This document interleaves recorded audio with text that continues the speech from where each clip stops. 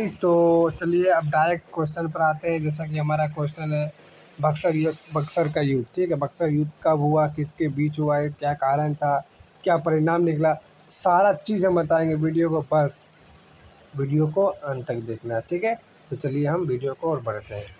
जैसा कि देखिए बक्सर का युद्ध, देखिए ये कब हुआ था। ये तारीख 22 अक्टूबर 1764 ईस्वी को था। ठीक है, जैसा कि आपको फिर से बता रहे हैं, जैसे आपको प्लास्टिक युद्ध में बताए थे कि ऑब्जेक्टिव के मकसद से भी देखना है और सब्जेक्टिव के मकसद से भी देखना है। ठीक है, दोनों को आप क्वेश्चन पूछ सकता है कि बक्सर का युद्ध 22 अक्टूबर 1764 ईस्वी को हुआ है।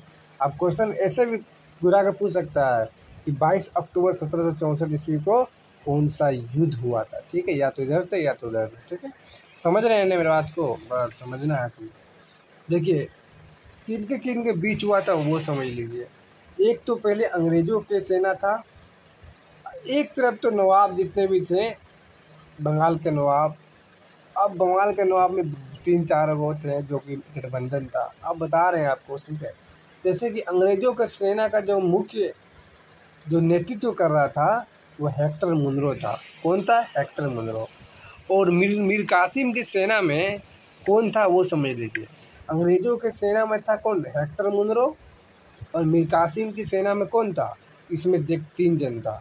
एक तो सुजाउद्दौला था, ठीक है, सुजाउद्दौला। और एक वो मीर कासिम जो उसका नेतृत्व कर रहा था।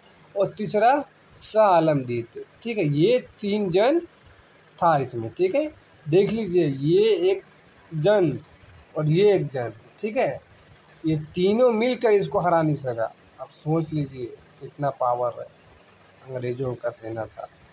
हेक्टर मुनरो इधर अलग है और इधर मीर कासिम, सिराजुद्दौला, ठीक है, फिर शाह आलमगीर, ये सब तीनों अलग है। ठीक है, तो सोच लीजिए ये और ये हार गया, इनका विजय हुआ। इनका पास विजय होने के कारण क्या था? कुशल शासक था, कुशल नेतृत्व करने वाला लड़का था, ये व्यक्ति था।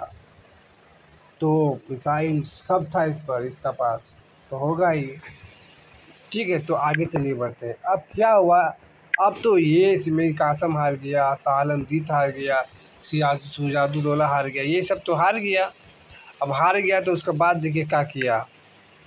जैसे शाह आलमगीर थे, शाह आलमगीर हारने के बाद अंग्रेज़ों को शरण में आ गया। बाबू भाई हम नहीं लड़ेंगे, हम आपकी शरण में आते हैं, आपके चरणों में हम आपको स्पर्श करते हैं, मुझे माफ़ कीजिए।